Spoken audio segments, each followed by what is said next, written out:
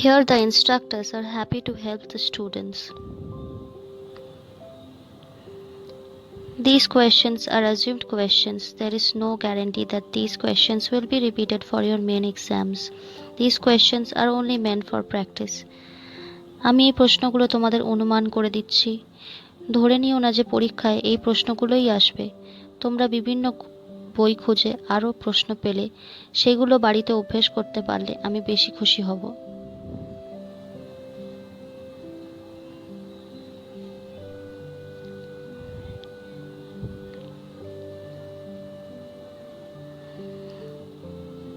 Draw a cube of side 40 mm.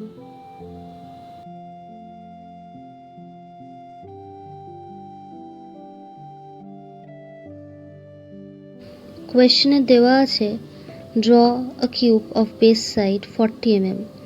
কিউবের সব side সমান, তার মানে সব সাইডের মান হচ্ছে 40 mm।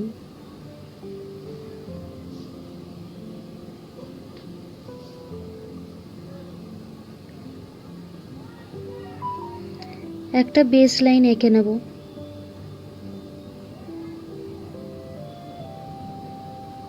বেস লাইনের সেন্টার পয়েন্ট মার্ক করব।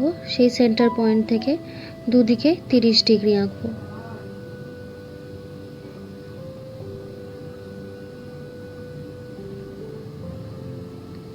30 ডিগ্রির ওপর কিউবের বেসটা মার্ক করে নেব। মাপ দেওয়া আছে 40 mm। কম্পাসে সেই মাপটা নিয়ে দুদিকে মার্ক করে নেব।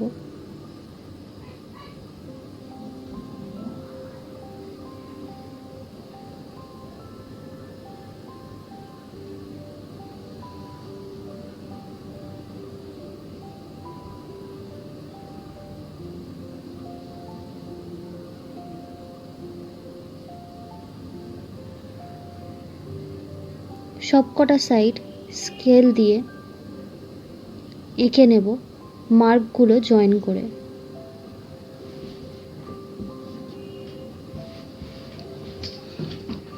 কিউবের বেস 2Dতে স্কোয়ার, 3Dতে সেটা রম্বাস।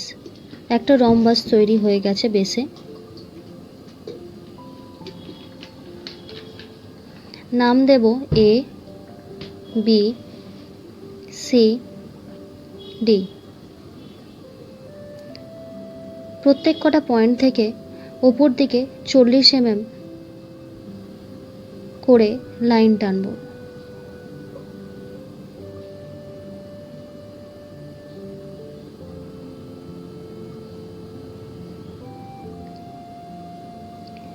বি আর ডি একই লাইনের ওপর পড়বে। কেউ দেখে কনফিউজড হয়ে যেও না। বি এর মার্ক বি এর মাথার ওপর নেবে, ডি এর মার্ক ডি এর মাথার ওপর নেবে।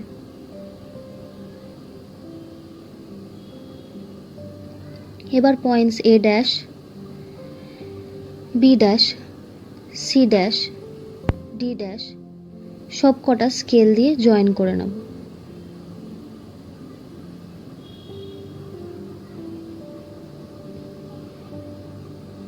দেখো ওপর দিকেও আর একটা রম্বাস তৈরি হয়ে গেছে।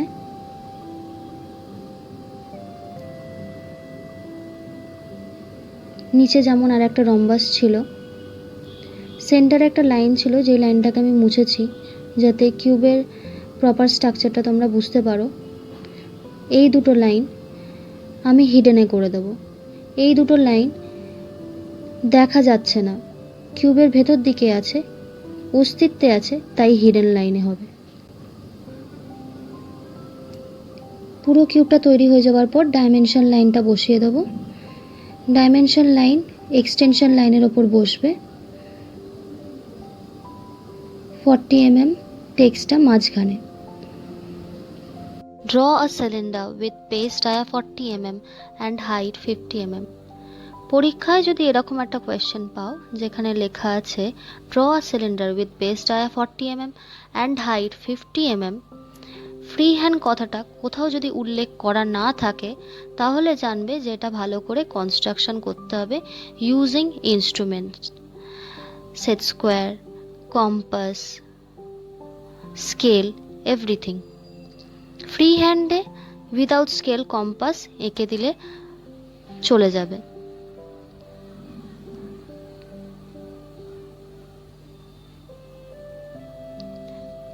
কোয়েশ্চেনটা সলভ করতে গেলে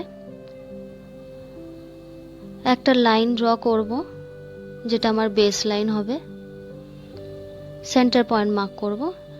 সেন্টার পয়েন্ট থেকে দুদিকে 30 ডিগ্রি, ঠিক আগেরটার মতন।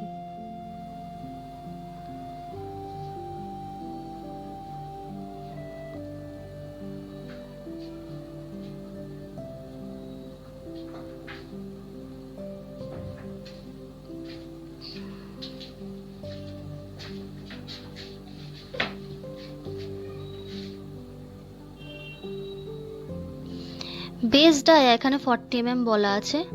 দুদিকে 30 ডিগ্রি করার পর আমরা একটা রম্বাস আঁকবো, যার সাইড হচ্ছে 40 mm করে।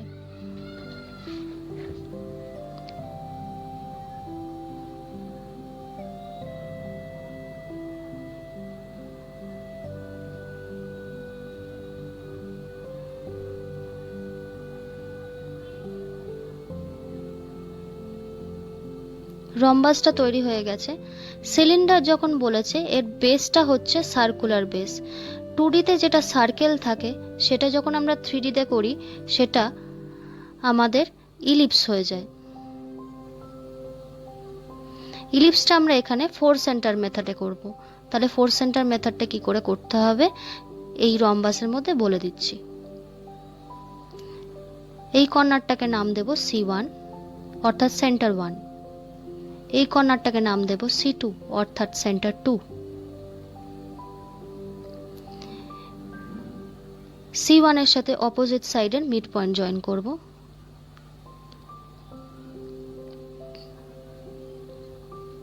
C2 এর সাথে অপোজিট সাইডের মিড পয়েন্ট জয়েন করব।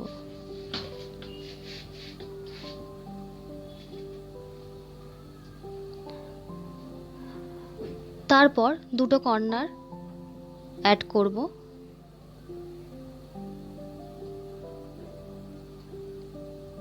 যে পয়েন্টগুলো পেলাম সেটার নাম দেব C3 অর্থাৎ সেন্টার 3।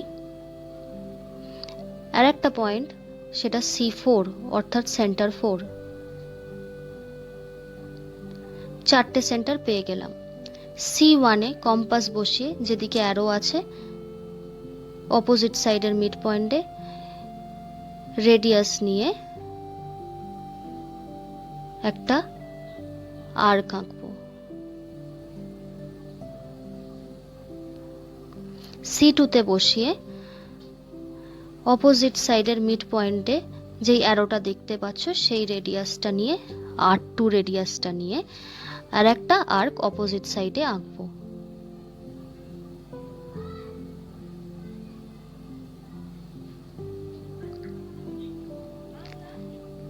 C3 তে বসিয়ে অ্যারোর দিকে রেডিয়াসটা নিয়ে থার্ড রেডিয়াসটা আমরা আঁকবো।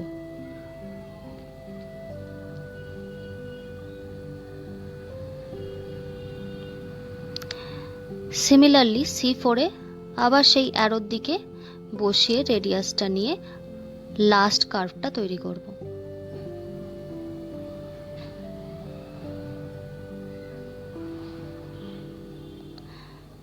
বেসে ইলিপসটা তৈরি হয়ে গেছে। এবার দেখো হাইট বলে দেওয়া আছে 50 mm।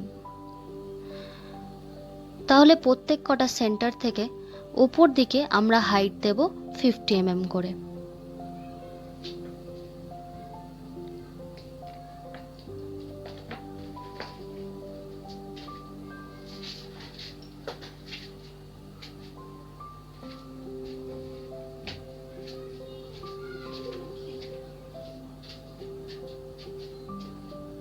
এটা তৈরি হলো C4।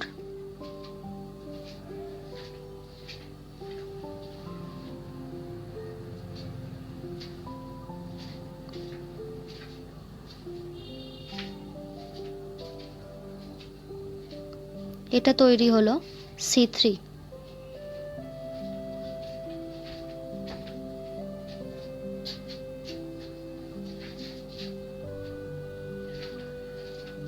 প্রত্যেকটা পয়েন্ট আমি পেয়ে গেলাম এইভাবে C1 dash, C2 dash, C3 dash, C4 dash. C1 এ বসিয়ে ঠিক যেই রেডিয়াসটা নিয়ে আমি আর্কটা করেছিলাম সেটা কপি করে নেব। C1 ড্যাশে বসিয়ে সেই একই রেডিয়াস নিয়ে আর্কটা আমি তৈরি করব। আবার C2 তে বসিয়ে যেই রেডিয়াস নিয়ে আমি আর্কটা নিচে তৈরি করেছিলাম, আবার C2 ড্যাশে বসিয়ে একই রেডিয়াস নিয়ে আমি দ্বিতীয় আর্কটা তৈরি করব।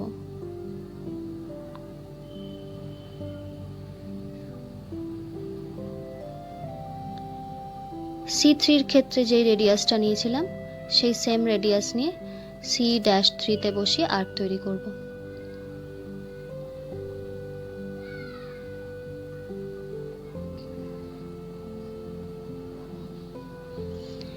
একইভাবে C4 এও আর্ক তৈরি করা হয়েছে। ওপরের ইলিপসটা রেডি হয়ে গেছে। এবার দুটো ইলিপসের সাইড থেকে আমি ট্যানজেন্ট আঁকবো।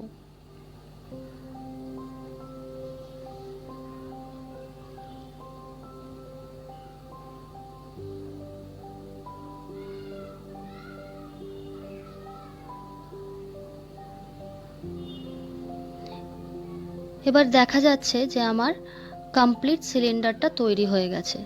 এবার ডাইমেনশন লাইন দিচ্ছি। এটা একটা লিডার লাইন।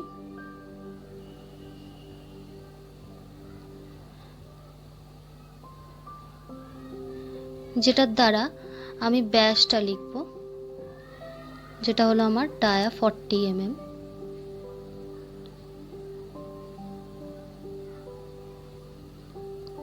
তারপরে centre to centre extension line বের করব।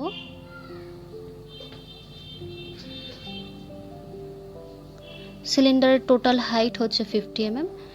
সেই 50 mm হাইটটা ডাইমেনশন লাইনের ওপর ইন্ডিকেট করব।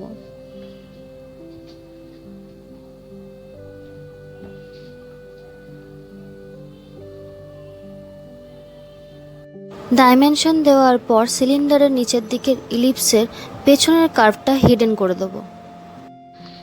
Draw a pentagonal prism with base side 30 mm and height 40 mm. কোয়েশ্চেনে দেওয়া আছে draw a pentagonal prism with base side 30 mm and height 40 mm. Pentagonal prism মানে একটা প্রিজম আঁকতে হবে যার বেসে একটা পেন্টাগন আছে আর টপেও একটা পেন্টাগন আছে। জিওমেট্রিক্যাল কনস্ট্রাকশনের চ্যাপ্টারটা যখন আমি করিয়েছিলাম তখন পলিগন আঁকার বিভিন্ন পদ্ধতি আমি করিয়েছিলাম। তার মধ্যে থেকে আজকে যেটা ইউজ করব সেটার নাম হচ্ছে প্রোটেক্টর মেথড।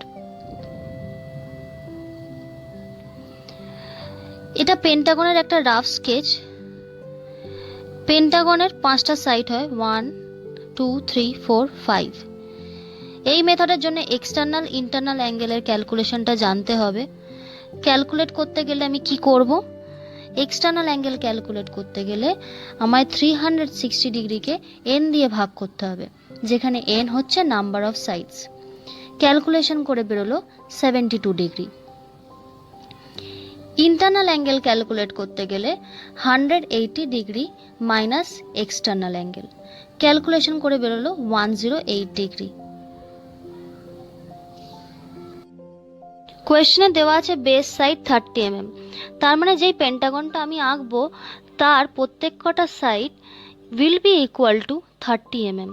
আমি একটা লাইন এঁকে নেব যার মাপ হবে 30 mm।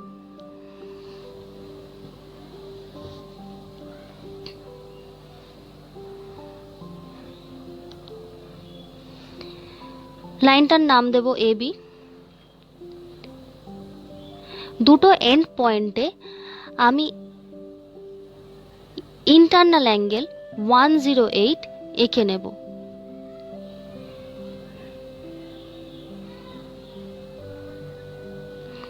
পেন্টাগনটা আমার তৈরি হয়ে গেছে, যার all sides equal to 30 mm আর all internal angles equals to 108 degree. এবার এই পেন্টাগনের সাইড দিয়ে মানে কর্নার পয়েন্টস দিয়ে আমি লাইন ড্র করব, যাতে একটা বক্স তৈরি হয়ে যায় পেন্টাগনের কর্নার পয়েন্ট দিয়ে। বক্সটার আমি নাম দিলাম 1 2 3 4।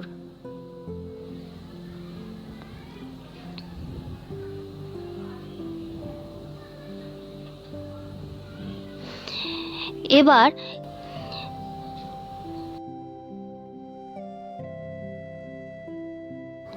এই যে আমার বক্সটা আর পেন্টাগনটা যেটা তৈরি হলো, সেটা আমি 30 ডিগ্রির ওপর কপি করে নিয়ে আসব। কি করে? 1 2 3 4 এই নামটা ধরে 30 ডিগ্রির যে সেন্টার পয়েন্টটা সেটাকে আমি 1 নাম দেব।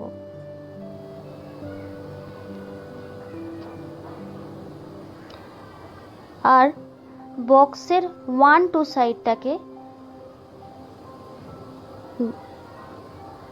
কপি করে 1 পয়েন্টের ওপর নিয়ে এসে আমি 1 2 মাপটা কপি করে নেব।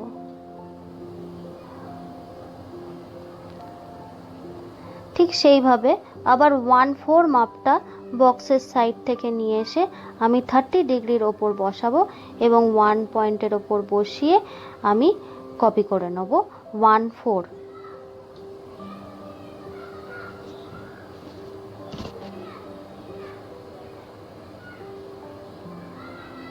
তারপরে আমি 2 3 কে কপি করব, 2 এর ওপর বসিয়ে 3 মার্কটাকে কপি করে নেব। সবকটা মার্ক কপি হয়ে যাওয়ার পর আমি এবার মার্কগুলোকে জয়েন করে নেব। জয়েন করার পর বক্সটা একটা রম্বাসে কপি হয়ে গেছে, যার নাম হচ্ছে 1 2 3 4। এবার 1 2 সাইডে যেই মার্কগুলো আছে 1A 2B সেইগুলোও আমি কপি করে আনবো আমার আইসোমেট্রিক ভিউয়ের রম্বাসের উপর। 1A মাপটাকে নেব,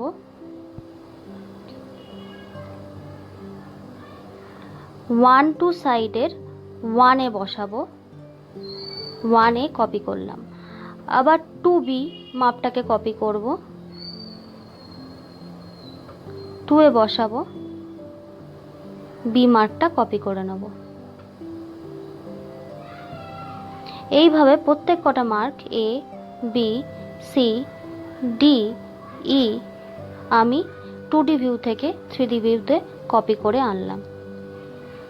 এবার এই মার্কগুলোকে আমি স্কেলের মাধ্যমে যুক্ত করে নেব।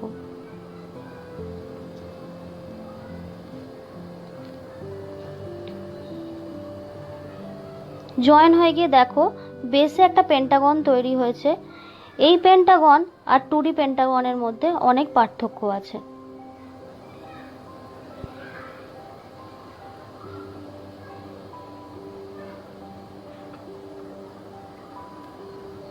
এবার ওপর দিকে হাইট দেব 40 mm। প্রত্যেক কটা পয়েন্ট থেকে আমি 40 mm করে হাইট ওপর দিকে তুলব।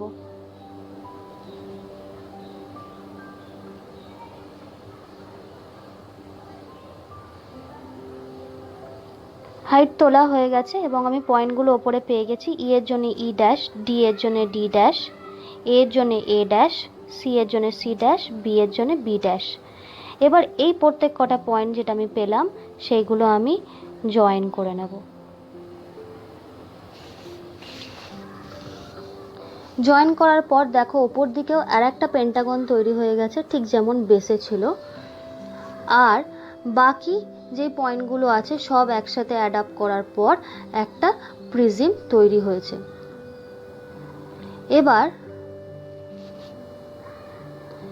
আমি এই লাইনগুলোকে হিডেনে করে দিয়েছি, কারণ এই লাইনগুলোর অস্তিত্ব আছে কিন্তু আমরা সামনে থেকে দেখতে পাচ্ছি না, তাই এই লাইনগুলোকে আমি হিডেনে করে দিয়েছি। ডাইমেনশন লাইনও বসানো হয়ে গেছে 40 mm আর 30 mm height. Draw frustum of a pyramid, base side 30 mm, top side 25 mm and cut at a height of 40 mm. কোয়েশ্চেনে দেওয়া আছে draw a pyramid of base side 30 mm and top side 25 mm when cut at a height of 40 mm. তার মানে এখানে একটা pyramid বলছে যার base side হচ্ছে 30 mm। তার ফ্রাস্টামটা আঁকতে হবে। পিরামিডের বেসটা বলে দেওয়া নেই, তার মানে আমরা অ্যাজিউম করে নিচ্ছি যে এটা একটা স্কোয়ার পিরামিড। যদি পেন্টাগোনাল পিরামিড বা হেক্সাগোনাল পিরামিড বলা হতো তাহলে বেসটাকে 2Dতে ড্র করে নিতে হতো, ঠিক যেমন আমরা প্রিজমের ক্ষেত্রে এঁকেছি। তারপরে সেটাকে আবার আইসোমেট্রিকে এনে আঁকা হতো। বেস সাইড হিসেবে আমার রম্বাসটা রেডি হয়ে গেছে, সব কটা সাইড 30 mm করে। কোণ এবং পিরামিডের ক্ষেত্রে হাইটটা হয় অ্যাক্সিস বরাবর। এর অ্যাক্সিসটা আমি ইন্ডিকেট করছি ডায়াগোনালগুলো অ্যাড করে নিয়ে।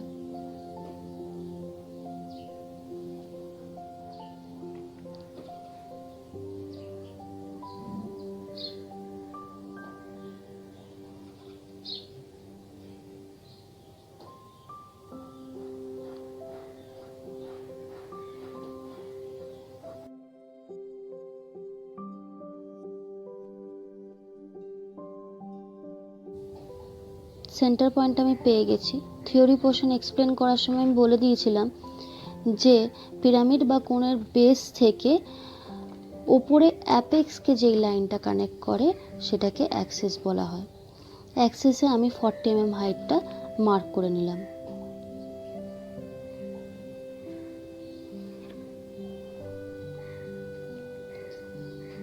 এবার বলা আছে 25 mm টপ সাইড। 25 এর অর্ধেক হচ্ছে 12.5। সেই মাপ নিয়ে অ্যাক্সিসের ওপর একবার নিচের দিকে মার্ক করলাম, আবার 12.5 নিয়ে ওপর দিকে মার্ক করলাম।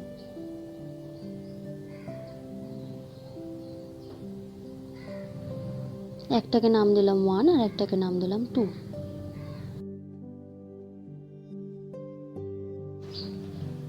ওয়ান পয়েন্ট থেকে আমি একটা লাইন টানবো বেসের 30 ডিগ্রির সাথে প্যারালাল করে। সিমিলারলি 2 পয়েন্ট থেকে আমি আর একটা লাইন টানবো বেসের 30 ডিগ্রির সাথে প্যারালাল করে।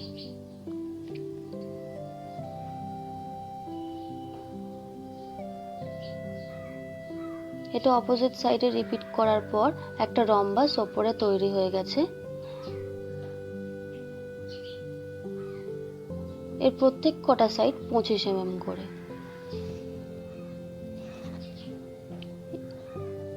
এবার আমি কর্নার পয়েন্টগুলো জয়েন করে নেব। আমার কমপ্লিট ফ্রাস্টামটা তৈরি হয়ে গেছে। এক্সট্রা লাইনগুলো মুছে দেওয়ার পর এই দুটো লাইনকে আমি হিডেন করে দিয়েছি। এগুলো ফ্রাস্টামের ভেতর দিকে আছে।